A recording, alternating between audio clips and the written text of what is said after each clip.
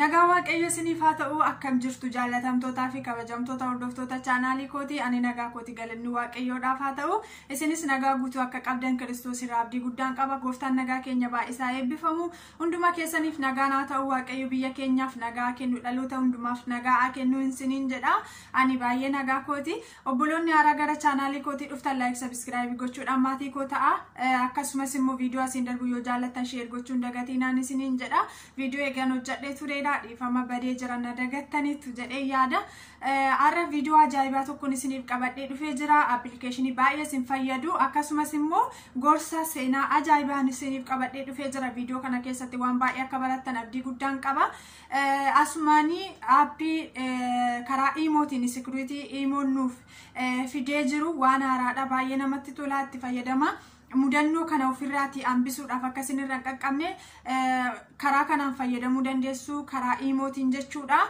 isa dursa garuu seenaa obboleettii tokkoon isinitti hima seenaan kun isheerra darbee namoota biroo birattis akka hin mudannee fi namni biroo seenaa kana waan kana gocha kanaatiin akka hin miidhamnee fi akka gorsaatti nama hundumaaf akka ta'u akka dhiyeessu naan jettee jechuudha naan mari'attee turte.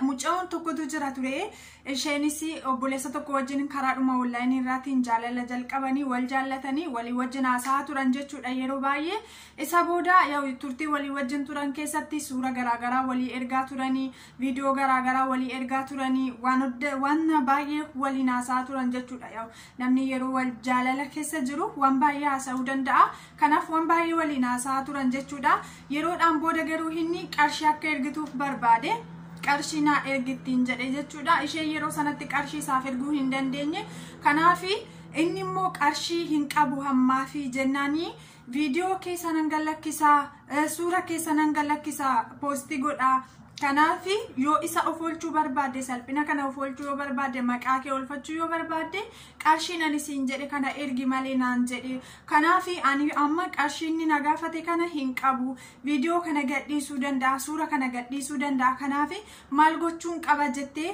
bakka inni suura kana gadhiiseera taanaani ofin ajjeesaa jettee jechuudha naan mari'attee turte ani waan barbaade yoo ta'e namni ka dogoggora kanaaf of ajjeesuullee akka hin qabne gorseen ture jechuudha asumaan dhaamsiin isiniif qabu obboloota koo jaallatamoo namni ammamiyyuu wal jaallachuu danda'a keessumaayyuu karaa jaalala onlaayinii kanarraatiin faayidaan isaan jiru jechuudha miidhaa malee namni onlaayinii irraa wal jaallatee baay'ee milkaa'ee baay'eedhuma argine yoo ta'ellee parsantii muraasa darbee parsantii 100 keessaa parsantiin 75 soba ta'ee tafaa haasaa duwwaa ta'ee tafaa yoo milkaa'e inni parsantii 25 yuun guutu jechuudha dhugaa dubbachuudhaaf parsantii 5 yuun guutu kanaaf baay'eensaa haasaa dhumatti tafaa baay'eensaa onlaayinii dhumarraa wal fuudhanii onlaayinii dhumarraan immoo wal diiguudha malee wal fuudhanii gara gaa'elaatti kan dhufan jiran jechuudha kan ijaaramu gaa'elli achumatti onlaayinii dhumarraan haasaa dhumaanii karuma bilbilaatiin karaa imoo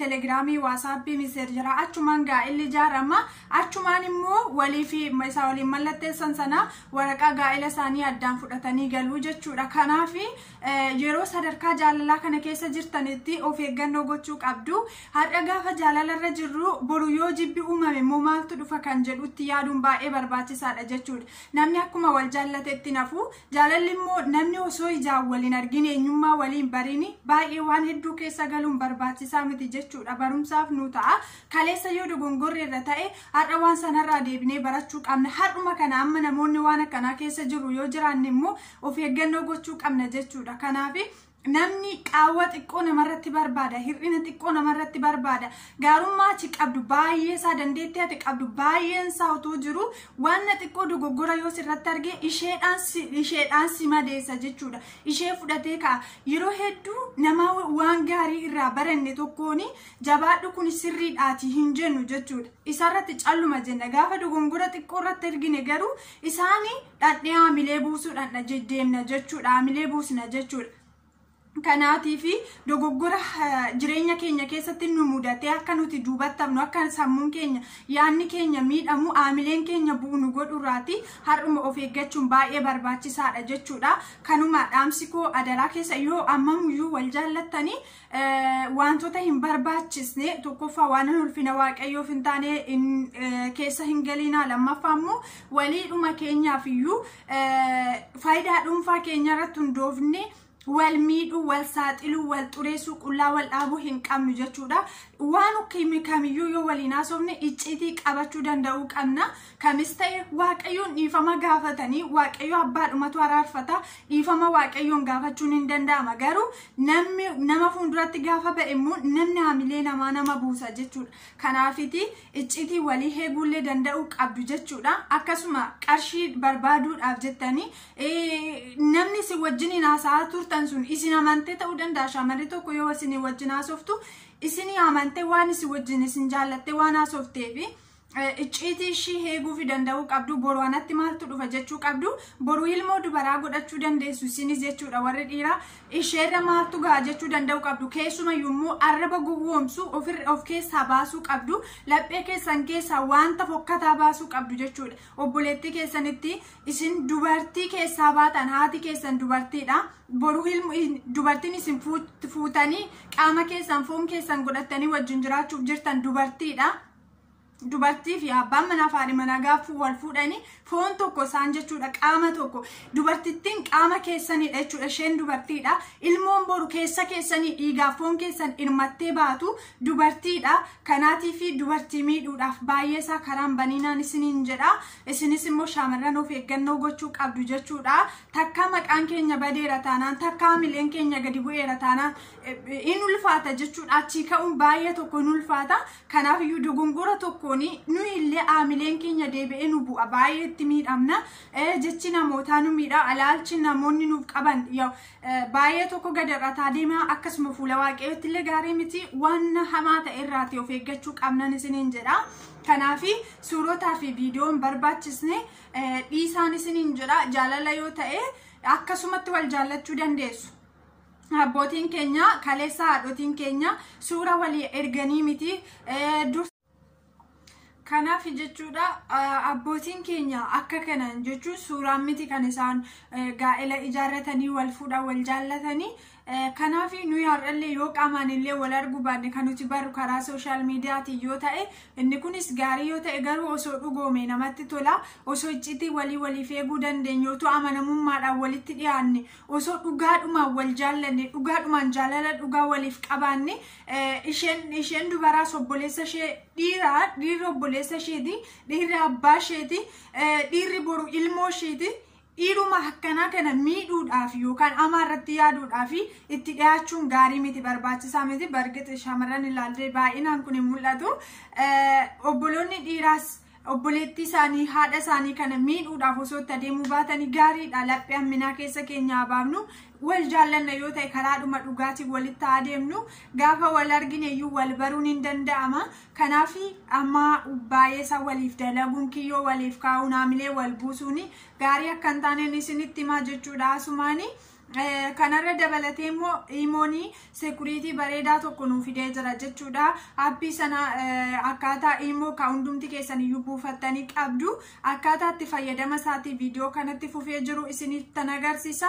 Achitti namoonni dura imoo buufattanii qabdanis yoo jiraattanii akkasuma ammootiin namoonni hin buufanne illee yoo jiraattanii karaa isin sekuriitii sanaatiin itti fayyadamtanii viidiyoo barbaadan haa ta'u, suura barbaadan haa ta'u, barreeffamaa ta'u, sagalee barbaadan haa ta'u ergitanii yoo jettanii deebitanii wanti itti yaaddoftan hin jiru. Garuu ergaa jedhee isin hin gorsu. Erguu dhiisaa garuu akka tasaa ta'e yoo ergitanii karaa sekuriitii imoo sanaatiin erguu dandeessu jechuudha. Garuu hin ergina, erguun gaarii miti. Viidiyoo hin taanee fi suurota hin taane erguun sirrii miti waan ta'eef isan ergina. Yoo ergitan iyyuu immoo yaaddoo ofiin ajjeesaa akkasin ta'aarraati qarshiis ergitanii erguus baattanii suurri keessanis ta'ee viidiyoon keessan akka hin postotamnee fi karaa imoo sanaatiin itti fayyadamaan isiniin jedha. Garuu irra deebi'ee ammas kan isiniin jedhu hin ergina. Suura keessan akka hin taanetti viidiyoo keessan akka hin taanetti hin ergina. Obboloonni dhiiraas immoo hin gaafatina. Isinidha kan gaafatu dursa suura keenyaa ergii akkas ta'inaa hin barbaachisu jechuudha. Dhugaa dubbachuudhaaf hin barbaachisu. Suura ishii yoo ta'e karaadhuma namni feesbuukiidhumarraa wal baragaa namni baay'inaan achirratti iyyuu arguun hin danda'ama. Kanaaf irra caalatti immoo yaadaan wal amansiisaa, yaadaan wal baraa, suura miti yaadatu wal nama barsiisa. Suurriin soba, bilbilliin soba, sobee bareechaa, sobee addeessaa, sobeetu maal jedha jechuudha. Suura irratti yoo amantan boru gaafa qaamaan argitan akkas ta'uu dhiisuu danda'a waan ta'eef kanaaf yaadaan wal baruuf yaala malee suuraan osoo hin ta'in yaadaan waliif galaan isiniin jedha. Isinillee viidiyoo hin taane suura hin taane akka isiniif ergituu fi haasaa hin taane akka isin wajjiniin haasoftu hin gaafatina jechuudha. Waan isin amanteef, waan isin jaallatteef, waan jechoota keessaniin gowwoomfamteef dhugumatti fakkaate isin dhabuur kan jettu dhuguma dubbachuudhaaf yoon suura kana erguu fi baadhe yoon viidiyoo kana erguu fi baadhe yoon akkanatti taasisuu baadhe nan dhabaa kan jettu waan itti dhaga'amuu fi waan isin of eeggannoo godhaafin isiniin jedha. Viidiyoo taanu ittuma fufaati ilaalaa. Karaa imootiin fayyadamaan isiniin jedha baay'ee isin fayyada garuu immoo of eeggannoo godhaa jireenya keessan keessatti. Viidiyoo kana yoo jaallattan sheerii gochuun dagatiina. Ayyaanni isiniif haa baay'atu. Nagaan tura. Imoon wanni inni har'a fide kun waan bareedaa waan ajaa'ibaa waan baay'ee namatti tolu jechuudha. Innis akkaataa sifriitii hojjetee jira. Fakkeenyaaf yoo viidiyoo isa ta'uu suuraa yookiin sagalee namaa erguu barbaaddan yoo karaa sanarraan namaa ergitanii innaa namni sun yoo sagalee ta'e dhaggeeffate yoo viidiyoo ta'e ilaalee jedhe sanaan booda galarii isaa irratti danda'ee gadi hin buufatu daawwantiin godhatu jechuudha. Ammas achitti iyyuu deddeebi'ee dhaggeeffachuu hin danda'u. Achirratti ammas viidiyoo kaasuu sawwarachuu hin danda'u. Yeroo viidiyoo sana suuraa isa ta'u viidiyoo yookiin sagalee sana dhaggeeffatee irraa ba'ee ofumaan gubaa jechuudha jawwaallee. Innaan keessaa ba'eetti deebi'ee lammaffaa ilaaluu barbaade hin jiru wanni sun biraa bada. Isin biraallee iddoo isin ergitanii bakka imooraanii bada jechuudha. Isa biraallee ofiin bada. Isin naa gubii yookiin immoo naa gubuu didee jettanii wanni isin sodaattan hin jirtu. Garuu viidiyoo waan fedhe walii ergitan jechuudha. Naa gubuu didee viidiyoo kiyyaa booda ittiin na sodaachisaa birriin irraa nyaataa humnaan waamaa maalii wanni akkasiin jiru jechuudha warri dhalaanis dhiirris jechuudha. Kanaafuu wanni kun baay'ee waan faayidaa qabudha yoo achitti akkamillee achi waliin dubbattanii isin waan sana balleessituu hin jedhin ofiin balleessa jechuudha. Egaa inni saala kamiin seeramu isin agarsiisa. Namoonni haga irratti YouTube chaanala haala DOMF subscribe godhaa jiraatan subscribe godhaa. Maamiltoonni keenya duraan immoo like gochuun dagatinaa isin jedha. Egaa inshaallaan gara barumsaattan isin dabarsan naaf haa naga'aa.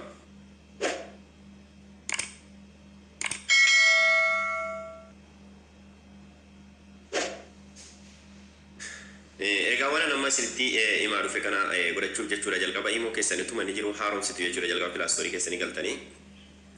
Erga pilaastorii keessa galtanii immoo keessaniin guuddanu jechuudha suma jiru immoo ID isa ta'u HD yookiin immoo immoo beta yoo ta'e iyyuu hundinuu maal akka tokko hin qabu jechuudha. Kanaaf asirratti isin katabdanii immoo jettanii.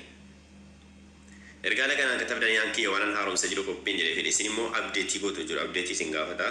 Warri haaraan jechuudha abdeetii godhaa odii eenyu immoo namni kan buufatanii jiraatan oppiinii godhaa inni isiniif hojjeta jechuudha. Kanaafuu haala itti fayyadamas amma isinitti himaa dhufe isin agarsiisaa laala jechuudha. Jalqaba immoo keessa ilaalanii galtanii nama barbaaddan sana jechuudha. Asirraa yoo qabaattan jalqaba kanarra isa ta'u isin fidattu irratti gad rukuttan jechuudha. Waan barbaaddan erguudhaaf sagalee isa ta'u viidiyoo haala kanaan isa eegasii asitti ergitan dhiiftanii innaa isin immoo keessan haaromsitan isii tuqatti jalee kana jechuudha. Isitti mul'atan fakkaata. Jalee waan akka ida'uu kana jirti.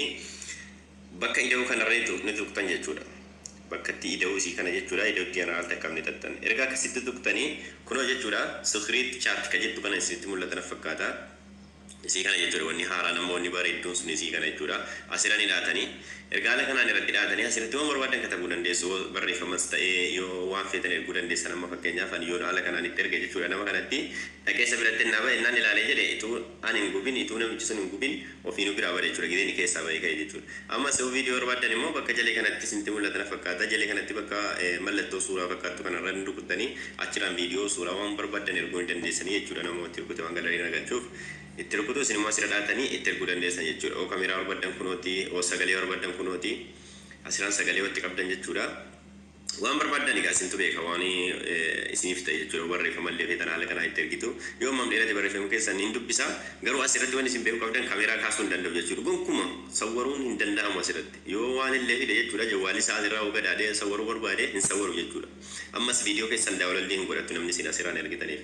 Sirriitti ilaalee gaafa quufee achi ba'e yeroo lamii itti deebi'u hidhaadha jechuudha viidiyoon lammata hin jiru isa biraan hin bada akka waan sila waan ittiin ergamne ta'a jechuudha isin biraallee ni bada isa biraallee ni bada mee jalqabaatii ilaalaa isin hundinuu jechuudha egaa kun asirratti akkuma argitan qulfii kaa'ee jira namni biraa ilaalu yoo namicha sana malee yeroo ilaalee keessa ba'etti ofiin irraa badaa jechuudha waan kanatti fayyadamaan isin jedha egaa barumsi keenya har'aa kanuma inshallah akka isiniif galee abdiin qabu